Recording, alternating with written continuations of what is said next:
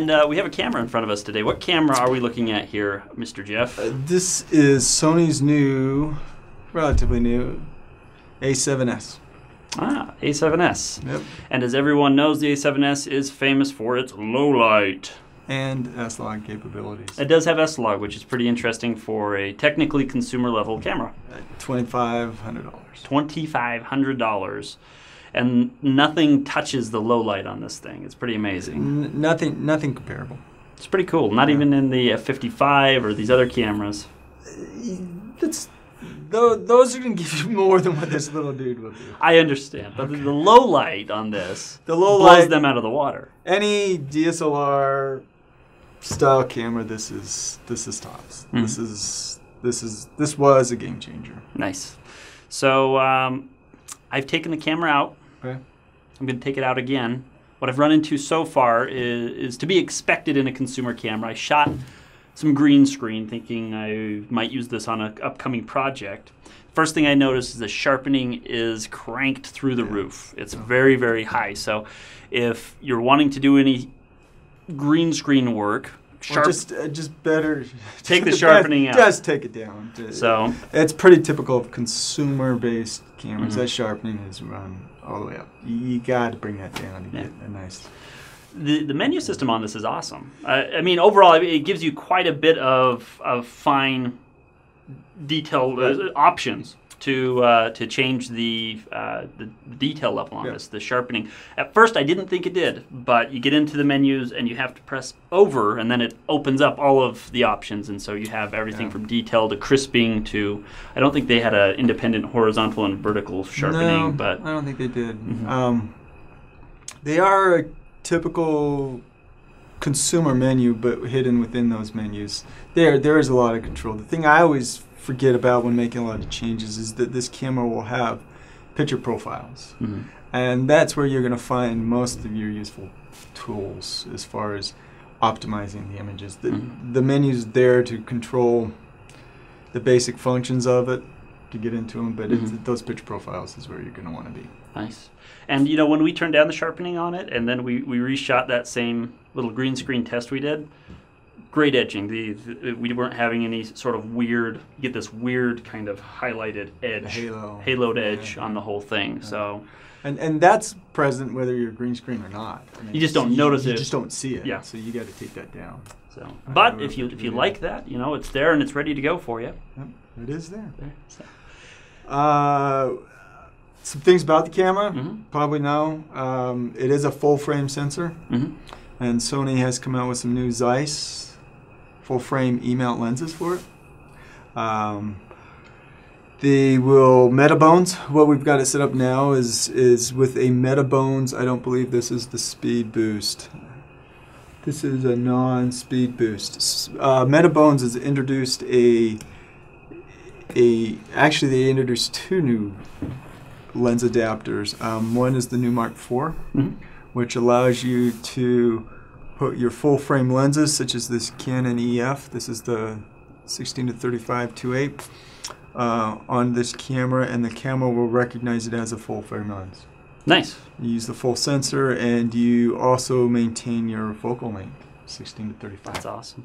So with the Metabones adapters, is that passing any electronic information to the camera? Because we're Canon lens, Sony body. I mean, I know you have the Metabones speed boost. Yes. But do they make electronic passing too that passes the information back and forth as far as? Your f-stop, yes. Okay, that's iris information and iris control is done through the Sony camera body. Okay, so it does pass that in. That's the only info I was really whether interested it passes some of that metadata through, such as your focal length, what you're at, we have to turn it on and then find out. That's and I wouldn't expect it to. If it does, great. But, but as long as you can actually control your aperture and does the autofocus work with this thing? Yeah. Yes, certain lenses. A lot of this is going to be lens camera kind of combination. You've got a Sony and Canon, and you've got a third-party adapter, third-party accessory, trying to make the two talk. Sony doesn't know. Yeah. We don't guarantee anything. Come in and try it. Get your hands on it. Come into they our work. store. The adapters do ship in what Metabones calls the green mode. So as you make your iris, whether you step the iris up or down, it will flash. Oh. There is a process. It's on their website. I have a link to it. Like the camera will flash, or yeah, you see a white flash as you're oh, changing interesting. That. So all of the ones that we've had here and have helped customers, I got a link and it's on their website too. There's a process to take it out of that, and they call it the advanced mode. Gotcha. And so it will not flash. It will auto iris, but those auto irises are steppy. So you notice the jump as you. So if you are shooting. It isn't declicked. It isn't declicked, as it no, were. No, yeah. as you close it, it's thunk, and you will see that. So what you'd expect in a still auto lens. iris is just ding, ding, ding, ding, ding, ding. Interesting. Set your aperture and go. Don't make those changes.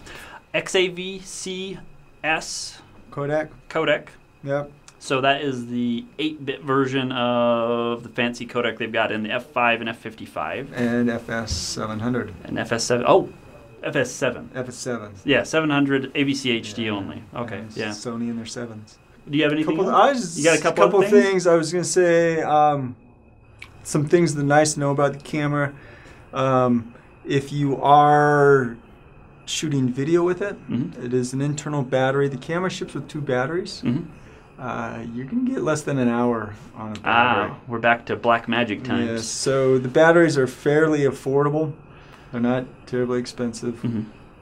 What are they, $50? Oh, 50's not bad. $50 a battery. Generally, I recommend at least picking up another 2 more, and they have a battery charger as well. So you could get 2 battery chargers and 4 batteries, and that should keep you going for it.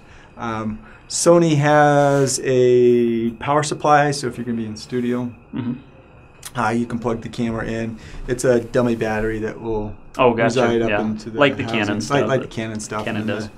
Move Cam and a bunch of others will make a small little cage that can go around it with the top handle.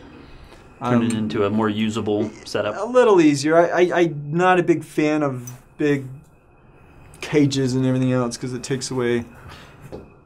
But this is a rather small camera, so a cage can actually. It can, a little help, and they make the cage so you can actually attach the Sony audio adapter. So it has basically a preamp with an XLR mic that will then plug into the hot shoe mount up top. So your audio is recorded internal, so you don't have to worry about syncing it. Nice. Post. Cool. Well, anything else you want to say about the camera, or? That's it. That does it for us then. That does it. All right, we'll wrap things up here. I'm Jake Thorup. I'm Jeff Barry. This is Jeff Barry, and we're with TV Specialists, and thanks for watching. Thank you.